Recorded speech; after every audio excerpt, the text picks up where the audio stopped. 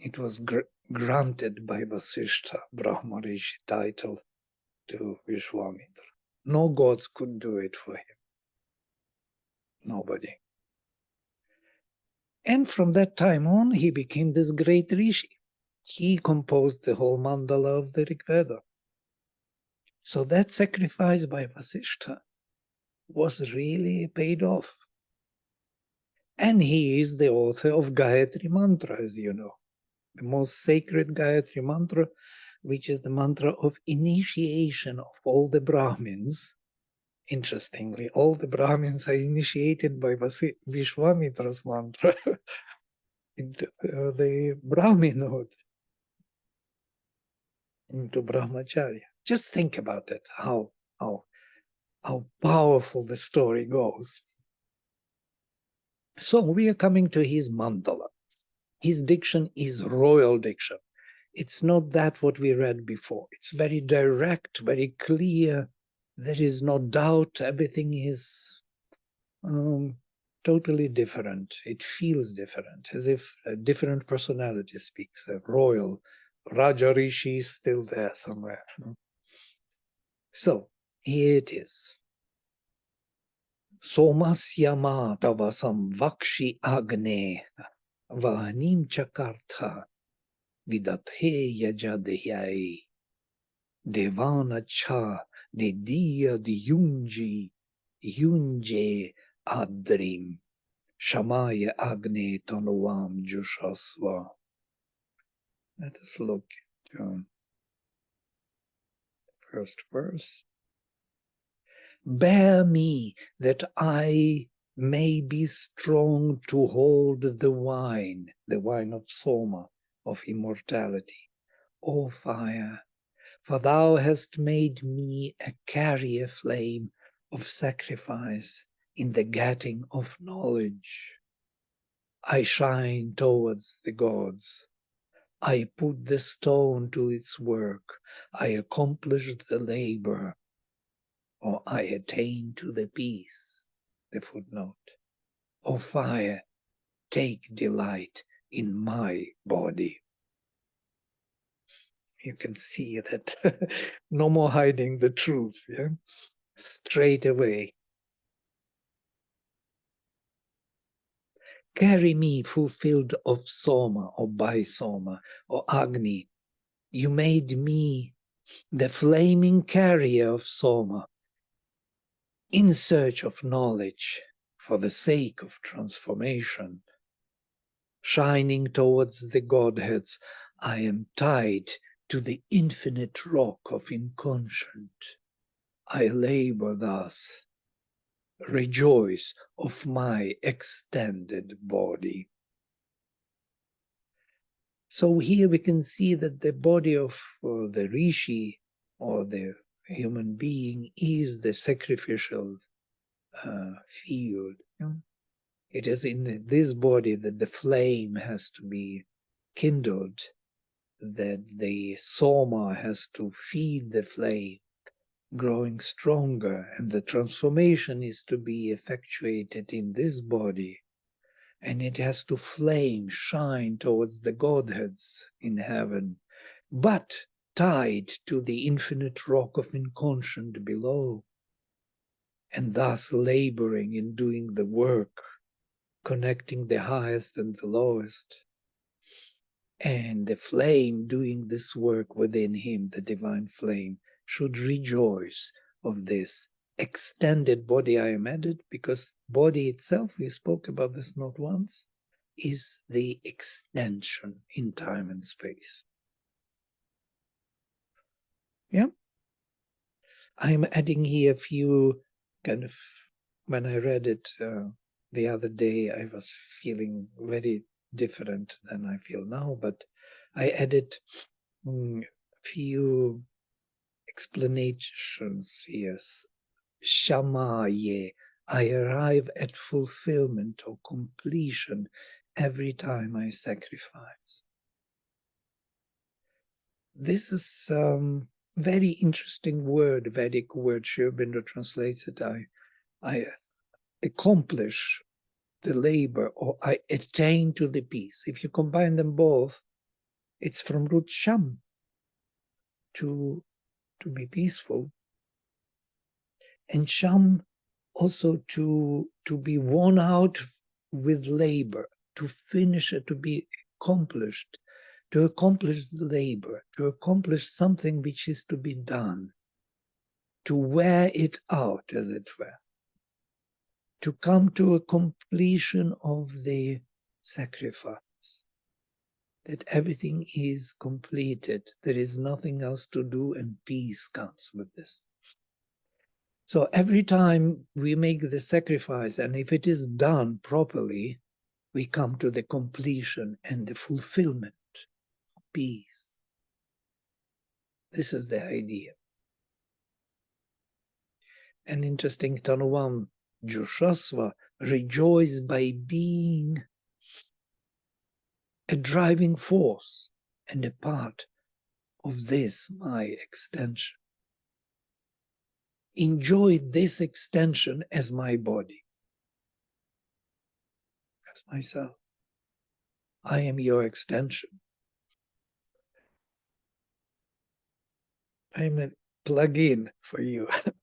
So you extend yourself through me, yes? Work through me. I am for you to work through me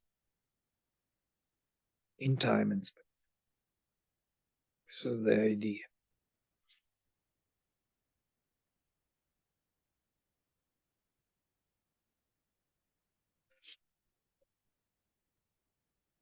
So number 2. Pranjam yajñam chakrima vardhatam gih samidbhihagnim namasa duvasyan divach shashasoch vidatha kavinam gretsaya chit tavase gatum ishu. We have made the sacrifice with its forward movement. Sri Aurobindo's translation. We have made the sacrifice with its forward movement. May the word increase in us with the fuel, with the obeisance, with obeisance. They have set the fire to its work. The heavens have declared the discoveries of knowledge of the seers, and they have willed a path for the strong and wise.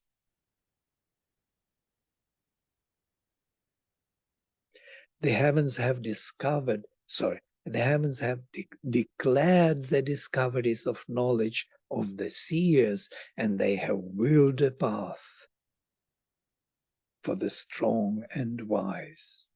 So we have the sanction of the heavens. But for the strong and wise.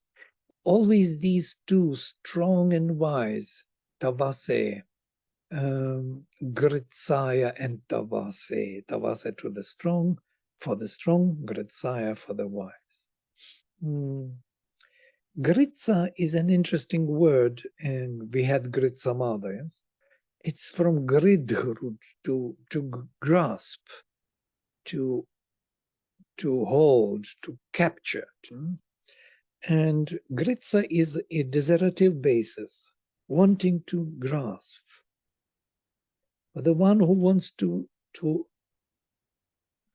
understand, to comprehend. And for tavas, for the one who has strength. We have made the sacrifice turned towards the east, towards the future. Pranjam, literally towards the east. Yajñam chakrima. We made the sacrificial movement of making nature sacred towards the east, or towards the future. East is the future, because everything comes and rises from the east. Yeah? May the voice of aspiration grow in us, Vardhatam Gi, making Agni work by our constant surrender and offering. Namasa duvasyan samidbih, Agnim namasa duvasyan. And the heavens announced or decreed the findings of knowledge of the seers and have sought the path for the strong and for the one who wants to transform this world. This is how I translate Gritza, who wants to capture by the spirit the offering, and that's by that consume it. Gritsamada, you remember Gritsamada Rishi, whose delight is in this wisdom or consumption. Here there are interesting thoughts. Vardhatam gih. May our voice of aspiration grow, expressing the inner truth of being and thus manifesting its consciousness and power. This is my kind of interpretation. Vardhatam, may it grow. Gih. What is gih? Voice. From here, glossa, the same gri, yeah? The voice to speak. G is this glossa. Yeah? Gri. This is to speak, to articulate. What do we articulate? We always articulate the innermost consciousness. Yeah? We manifest it into the world. From the inner world, the concept, the formulation of thought, or the formulation of power, of idea, is coming through the word. And once it is formulated, it has its life in the world. It can shape things in accordance with that formulation. This is how the world is created. So this is expressing the inner truth of being and thus manifesting its consciousness and power, because it will immediately engage itself with the world and it will modify its form. And there is another insight. Divach shashasoch vidatcha kavinam. The heavens, the mind, heavens in plural. Interesting. Yeah? Many heavens. And I'm adding here the heavens, the mind, the higher mind, and the illumined mind. Because we know that there are tisrod yavo. There are three heavens. Triple heaven. Yeah? It's our mind, universal mind. There is a higher than universal mind, more dynamic, vital mind. And there is illumined mind, mental mind, the highest, the top of heaven. So these heavens instructed shashasuch, from root shas, yeah? From here shastra, instructed or formed or even formulated the discoveries of the seers. They gave them form. They made them part of our world. It's interesting because it is through these levels, according to Sri Aurobindo, that the higher intuition, the higher power of consciousness is being formulated, shaped, which is reaching down to our earth, and then we have some concept, some expression, you know, in the form of language.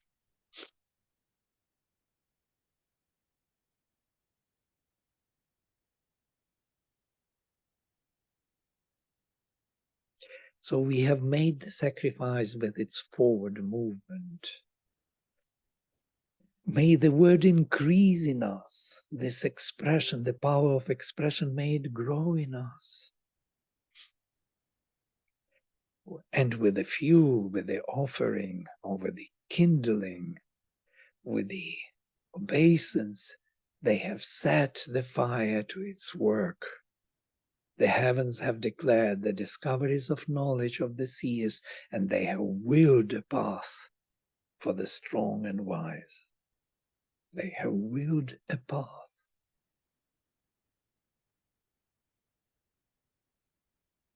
So everything comes from the inner consciousness being formulated through the heavens. And the heavens in that way kind of conceptualize our new movement forward. Our will is coming down to us from there.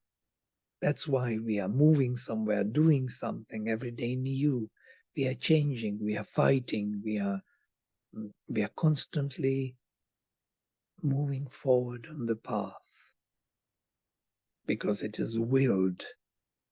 The path is willed by the gods.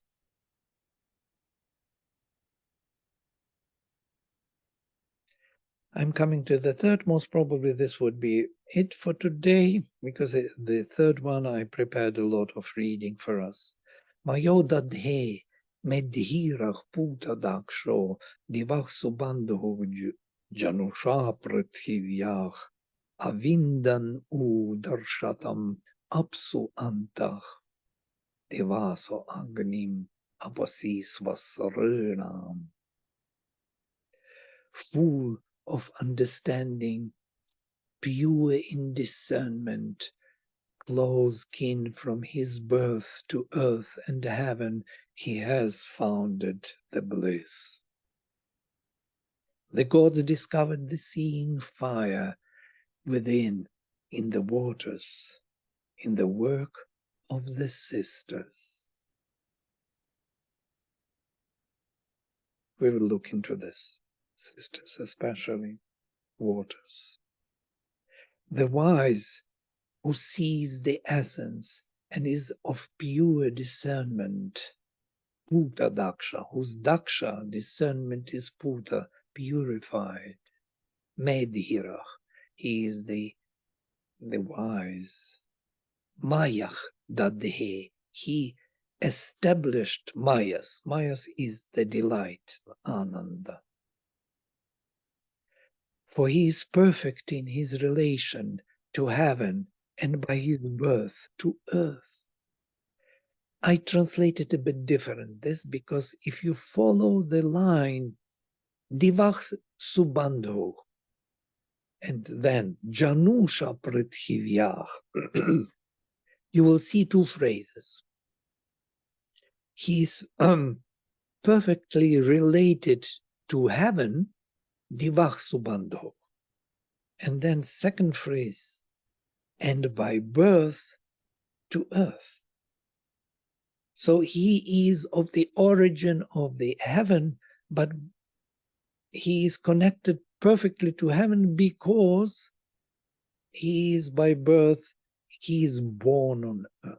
And this is something very interesting. He is closest relative to heaven by his birth from earth. He is by birth connected to earth and by his origin to heaven. So heaven and earth are originally one and the same, yes?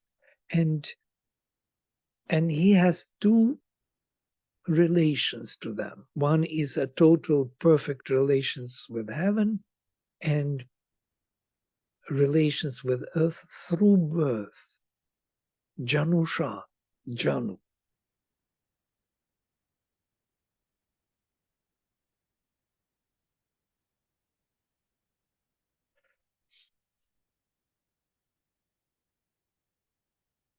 Here we have Sri Aurobindo's explanations of these sisters. The 10 brides, writes Sri Aurobindo, sisters in the heaven. These sisters who dwell in the pure mind, the subtle ones. Sometimes they are connected with 10 fingers. Yeah, these 10 fingers ritualistically explaining how the two pieces of wood generate the friction from which fire comes into being. And these two aranis are compared with heaven and earth. The friction between heaven and earth is generated by the 10 fingers, who are the 10 sisters, the workers of the pure mind, pervading the universe. They are present on all the levels. The subtle ones seize it in their labor. Or in the great work, struggle, aspiration, samadhi.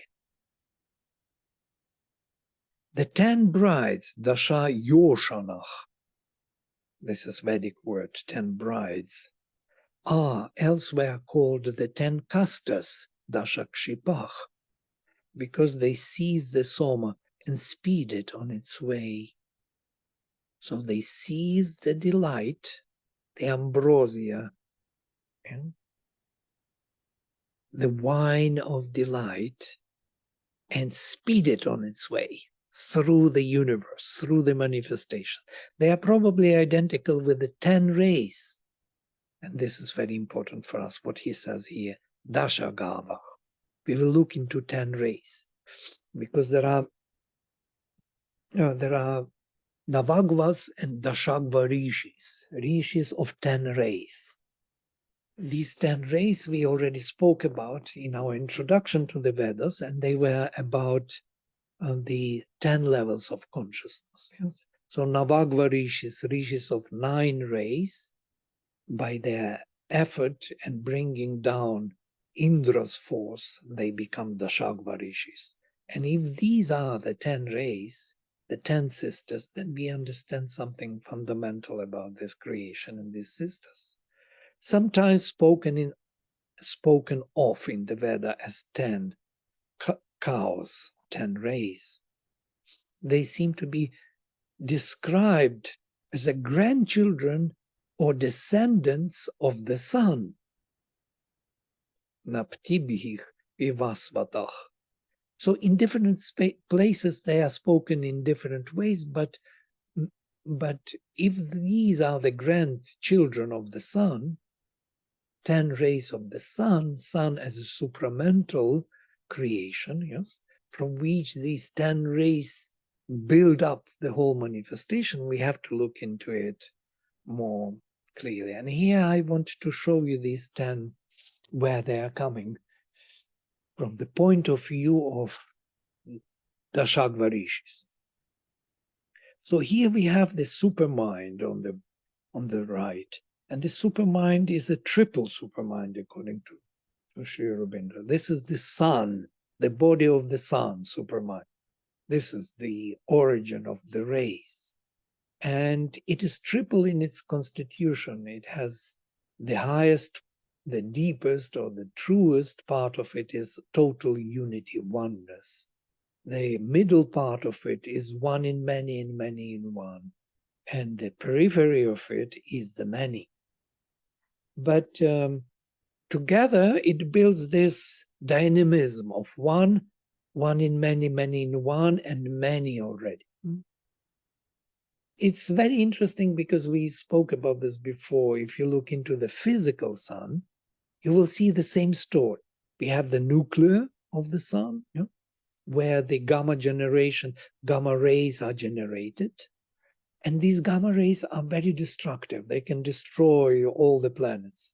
So once they are generated, they are moving through plasma. And plasma is an interesting thing. It is the biggest level, the thickest in the sun. Because of this gravitational pull, the ray cannot immediately go out. So it is kind of held back. So it tries to move out, but then it is pulled back. And by this, it generates this one in many in one. It generates the heat within the body of the sun. But the generation of the heat, it loses its energy. It becomes less intense. And then when it reaches the surface, when it is ready to leave the surface of the sun, it is already not so destructive for the world, and it is ready to be beneficial for Earth. It's kind of amazing if you think of it. So it fits so perfectly for the supramental vision of the unity, oneness, one in many in one, and many final. Many is already lost the power of oneness. So when the sun meets the darkness, it pervades it with the rays, and each ray carries the substance of the sun, but already not in such a great intensity, destructive. It becomes beneficial. So this is the supermind. So Trirochana, the triple Svar world, what Sri Aurobindo calls the overmind, is also triple world. It is the world of the ray of the sun.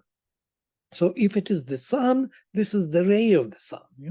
Also, the highest level is the supramental of a mind, then we have overmind, and finally intuitive mind. And intuitive mind is that ray which will penetrate our lower hemisphere, the world, and will kind of bring the light of knowledge to the specific time and space, to the specific context.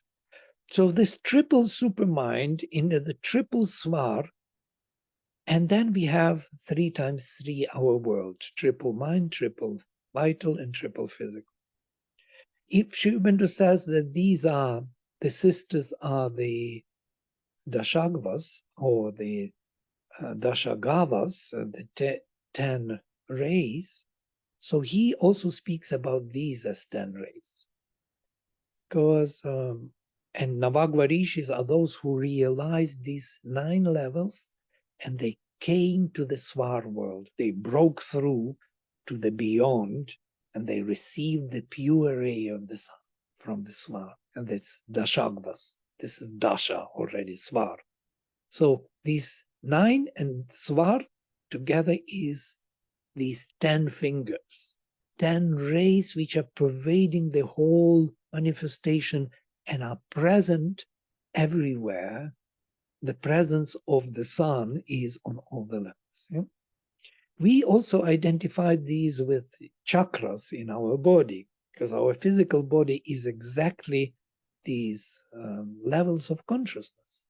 We have physical, we have vital, physical. Mother says about these 2 chakras which nobody speaks about. Even in Tantra, they are not mentioned, because physical, nobody reaches to the pure physical. So it is on the level of the feet, vital physical at the level of the knees. Mental physical is the Muladhara chakra. So this Muladhara chakra is the top of the physicality of our being, of our consciousness. Did we discuss this before? No? Oh, then it's good. So if you think of it, so if this is Muladhara chakra is the top, and look at our constitution. We have head, we have torso, and we have legs. Yeah, we have 3 parts. So it's amazing. Head, torso, and legs. Nearly equally distributed. 3, 3, 3. So from the sexual center down, this is a physical consciousness. From it upward, from the Svadhisthana chakra, Svadhisthana, Manipura, and Anahata, we have torso. Here it is. Physical vital is Svadhisthana, which connects all the nadis, all the electrical signals, yes, in the physical body. Physical vital. Then we have vital, the crack, the navel, where the crack in the world Antariksha is taking place. It is that very navel which connects our body to the womb. It is that very navel in the vital world which has to be cut when we die and separate the vital body, the middle of our being. If you look at our being, you will see that the navel is exactly in the middle, this vital. The Manipura chakra, which is the center of all our feelings, impulses, all those very strong basic instincts. And then we have mental vital, Anahata chakra, the heart center, which is already emotional center, which has mental constitution. It's still the energy, but it is already painted with the mind, mental vital. It's more cultured than the impulses of the vital. So in a way, this is the triple torso, and they're all located in torso, Svadhisthana, Manipura, and Anahata. Torso is ending here. And then we come to the head. Physical mind is Vishuddha chakra, the chakra of the formulation in the physical world of the mind. That's how it is being gear, that gear which formulates the heaven here. Gih, the voice. Vital mind is this dynamic mind of the Ajna chakra, and mental mind is Sahasrara chakra. All located in the head, all located 3 in the torso, all in the below legs. This is the organization of our thing. So if Sri Aurobindo says that these 10 sisters are sometimes mentioned as 10 rays of light, then we understand what they represent. They represent consciousness on all levels in manifestation. Working, they are the grandchildren. Why grandchildren? Interesting, because most probably they went through overmind and were reformulated, reshaped through all these forms. So they lost the direct origin of the sun. And so this is how Supermind creates this triple world. Interesting. Supermind itself is triple, and it creates, you see, mental, vital, physical, triple. And on each of these, there is a triplicity. There is mental, physical, vital, physical, physical, physical. There is mental, vital, vital, vital, physical, vital. There is mental mind, physical mind. So the triplicity is being maintained by these 10 sisters of the supermind. That's how supermind manifests in time and space. This is the language of symbolism which we need to understand in order to read the Rig Veda.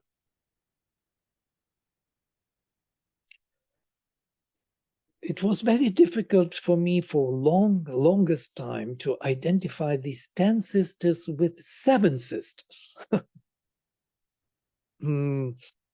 But if we look at them from the point of view of the bigger floods, if this physical is not triple, but one flood, vital is another stream, mental is another stream, swar is another stream, or supermind is another stream, ignoring swar. And then Sat, Chit, Ananda, Vijnana, Manas, Prana, and Anandam are the streams. The same 7 sisters. They are just bigger currents. Then everything becomes very clear in a way. There is no contradiction. Here I'm reading from Sri Aurobindo. This divine power is found by the gods visible in the waters, in the working of the sisters. Again, this working of the sisters. These are the 7-fold waters of the truth. 7-fold. This is 7-fold. Bigger streams. The divine waters brought down from the height of our being by Indra. It's from him to Indra. That's why it is mentioned here. First, it is the secret. It is secret in the earth's growth, Oshadhi. The things that hold her heats and has to be brought out by a sort of force, by pressure of the 2 Aranis, earth and heaven. Therefore, it is called the child of the earth's growth and child of the earth and heaven. This immortal force is produced by man with pain and difficulty from the workings of pure mind upon the physical being. We are constantly applying some mind onto our being. This is how we cultivate the physical being. We cultivate it by the mind. How else would we cultivate. Otherwise, we would not touch it. Yeah? It's this mental will. It's the concept, the vision, the need to formulate, the need to modify. It's coming from the mind. And we constantly deal with it. We can't do otherwise. But in the divine waters, Agni is found visible. And that is that when they found him in the waters, Darshatam. Darshatam is visible, beautiful, and easily born in all his strengths and in all his knowledge and in all his enjoyment, entirely white and pure, growing ruddy with his action as he increases. When he takes into it himself more and more, he becomes more golden, first white and then golden. From his very birth, the gods gave him or give him force and splendor and body. This is from this hymn. The 7 mighty rivers increase him in his joy. They move about this great newborn child and labor over him as the mares, Ashvas. The rivers usually named Dhenavas, fostering cows, are here described as Ashvaha, mares, because while the cow is the symbol of consciousness in the form of knowledge, the horse is the symbol of consciousness in the form of force. Because it is related to Indra, this is from him to Indra, then they are mentioned as mares, but they can be mentioned as cows also. Consciousness force works together. This is the supramental presence, consciousness force. There is the whole description here. Most probably we will not be able to read it all. I will leave you to read this. This is an amazing description of 7 rivers from the Secret of the Veda. You must read it. And then it will become more clear about these 7 sisters, what they do to Agni, how they feed him with soma, how they speed him on his way and allow him to work on all the levels of consciousness. This is an occult and secret knowledge of the Veda. It's not so simple to understand, but even knowing about it is something beneficial to us. So I will stop here. I will not speak more because it's already, I feel, maybe too much. So if you have any questions, observations, you want to share something, please go ahead. What is the role of physical? It's to be that we have physical body after all. That's the role. We are fixed in this form and we are not floating around, disappearing into some kind of amalgam like in the vital. Yeah, there's force, but it is very flexible. It can be very fluid and change the form and be formless. No, we have a very, very strict form in a way, which can be changed with difficulty, with applying a lot of force to it, mental, vital, spiritual force, forming it, cultivating it. And slowly that physical gives in and changes. And that's how tardy is the process of evolution. Why it takes so long to shape this body into the spiritual form. Because there is physical. And so this whole Ayurveda's description of kapha and pitta body type, does it fall into it, like, or it's different? I think it is more about the human beings and yes, the observation of how our psychology works. I think there's something about kapha in general, about physical. Physical, yes. It's more bulky, it's more that which holds, the ground. It's more tamasic in a way. Tamas, if you take three gunas, you can speak the language of three gunas or the Ayurvedic language. These are languages for us, but the meaning remains the same. There's something solid which resists the change, and that solid resisting the change is needed for the progress. For the progress to be fixed, matter is needed to fix the progress. Otherwise, it won't be fixed. You bring the force and it leaves no trace. This is what happens many times in the spiritual path. We get the spiritual presence and it leaves no trace. It didn't Yeah. make. Yeah. No, I was saying when we do when you read the hymns, then it's different how you feel, and after some time, that presence seems to like disappear. And like, why does this happen?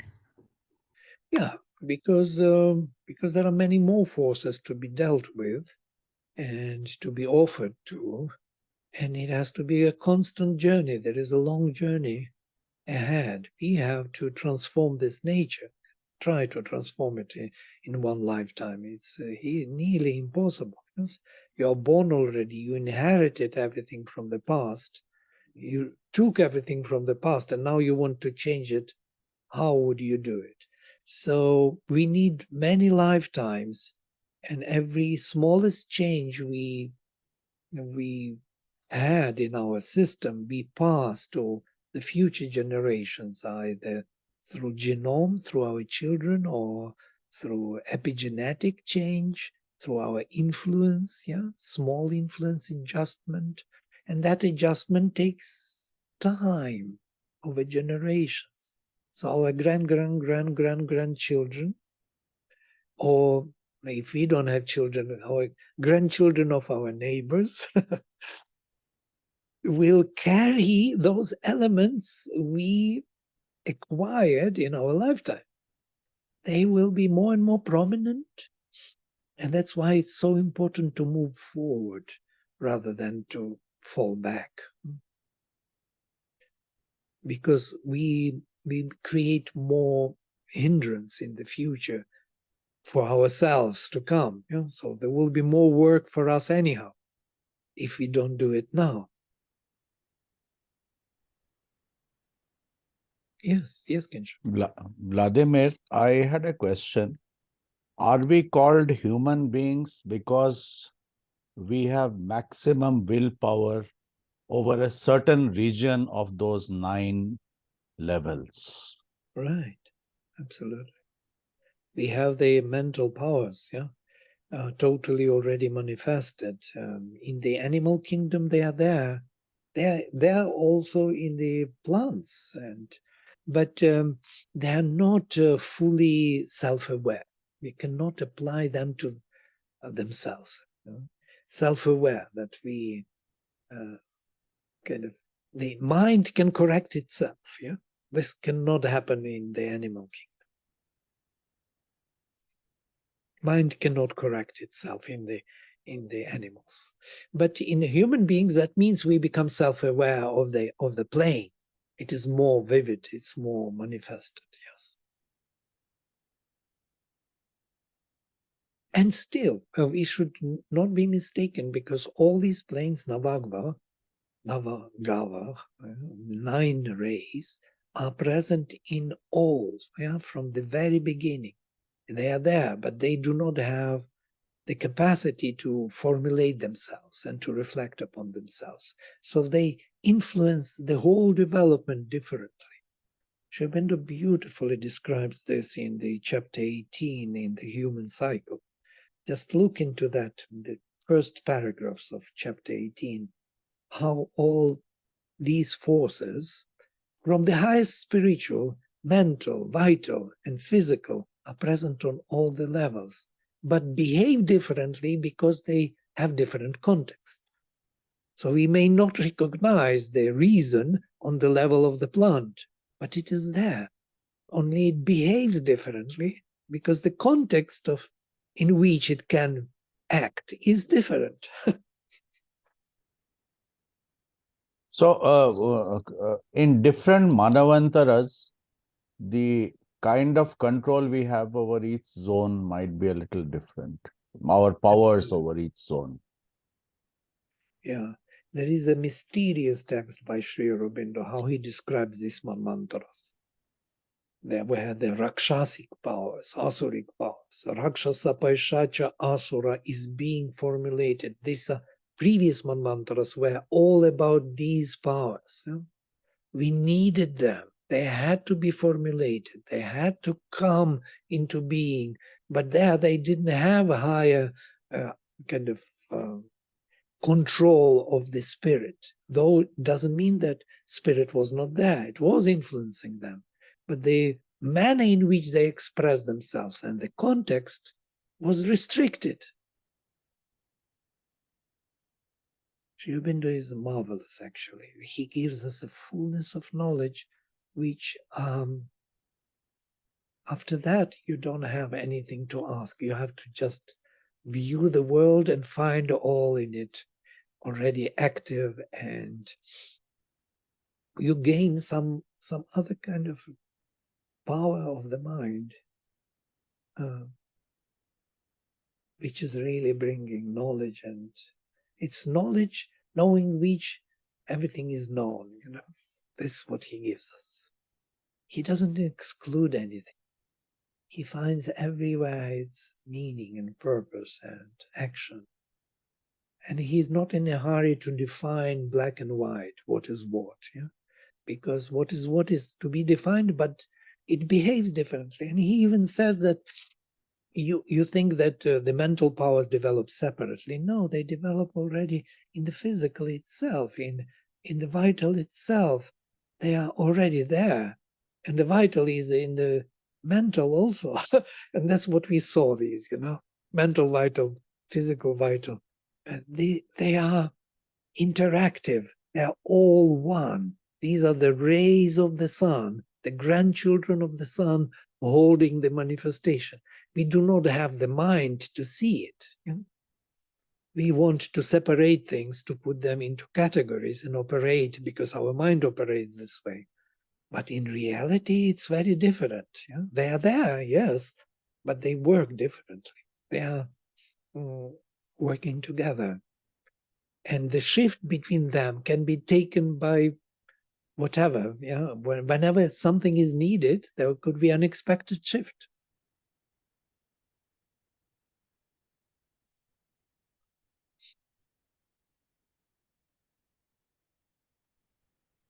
Just a question. When we talk about purification of all the different parts of our being, so we are talking about all these 9 rays, like the 9, like vital, mental, vital. So Yeah, absolutely. Purification is this. Purifying means to see where what works. Purification of consciousness. Once consciousness is pure, the effectiveness of power follows much better, because then you don't waste your attention. You do not apply your force differently, kind of, if deficiently. You apply it efficiently because you see what it is. You don't waste your energy. Something wanted to ask, Natalia wanted to ask. I saw your hand. Or you don't want any?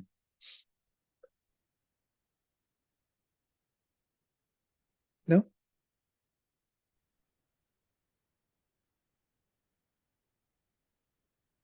We don't hear you for some reason. wait. Don't Can you hear me now?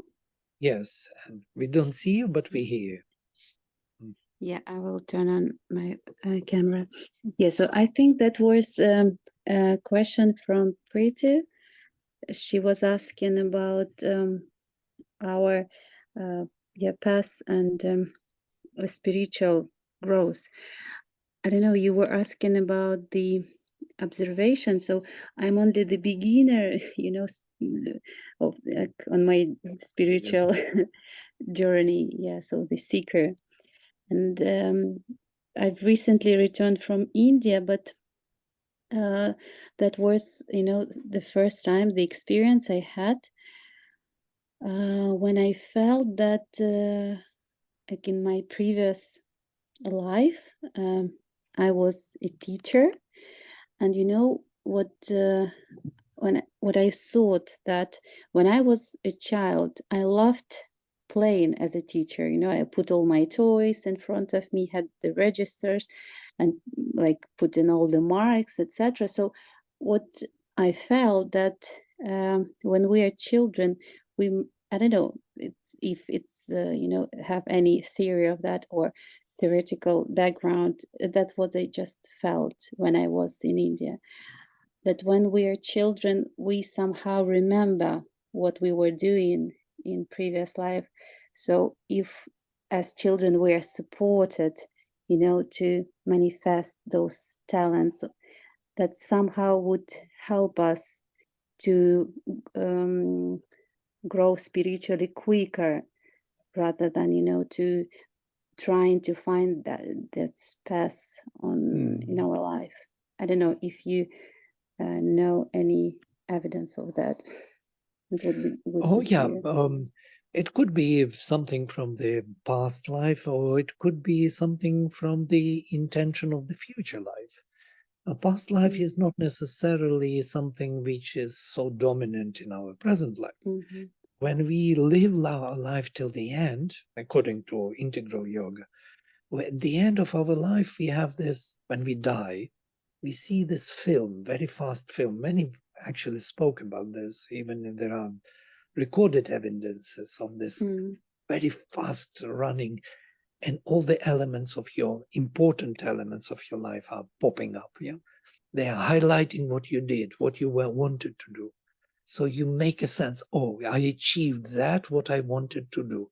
And then in the moment of leaving the body, you make a plan for the next incarnation. You say, for example, oh, I want this, this was not finished, this was not truly done, or this was never touched, or some kind of intention towards what you want. Yeah, maybe you exhausted something from the past. Maybe you were a queen in the past and you don't want to be a queen anymore. You want to be a teacher. Oh, a teacher is so nice to me. Maybe you made that plan when you were leaving the body. And that's what Mother says. So you not necessarily go only up, up, and up, or you repeat what was there in the past. You take a new task for yourself to develop further, to go ahead, to experience something you want to experience. So to link it only with the past life as a mast, that from there we go to here with the same, it's not like that. We are changing the activities. We want different activities. And the Mother says even that in past life you could be the king, and in this life you could be a shoemaker. So it's not necessarily that after the king you become even more king. Yeah? No, it's not that you go up, up, up, and up. You can go down totally because you want to experience that facet of life which you didn't. And this makes us free, free because we acquire the capacity to grow in consciousness in this world. We want to manifest coolness and the absolute capacity of the divine here. So we need all those elements. So we are looking for that. Okay, clear. Thank you. Makes sense, yeah? The qualities that we would have learned as a king, and some things which we could not learn as a king, and then we take up, like when I become a shoemaker or something and I was a king, for example, then I do not learn certain qualities to reach a certain kind of consciousness. Then in this life I become something else, because then that helps me in growing in that kind of experience and knowledge and consciousness. Yeah. I was watching the other day, yesterday evening, I found my favorite film, which is called Brother, Sun, Sister, Moon. It's about Saint Francesco. And what is amazing about this boy who came from the war, he discovered the divine. He discovered his soul was shining through. And the soul which is free finds the divine in everything, in hardships also. It finds and enjoys the presence of the divine in poverty, in hardships. Because once it is free, everything is the divine. You see, it's before we find the divine. Everything, we are kind of arranging our life to make it work. Yeah? But once you find it, it's very different. And you could see how he enjoyed the nature, the flowers, the colors, the rain, the sun, everything, the cold. He was building the temple, and he was so dedicated to everything to make it right. There was no discrimination between good and bad people. All were the divine manifestation and creation. Yeah. Poor and rich. There was no between them for him any difference. Yeah.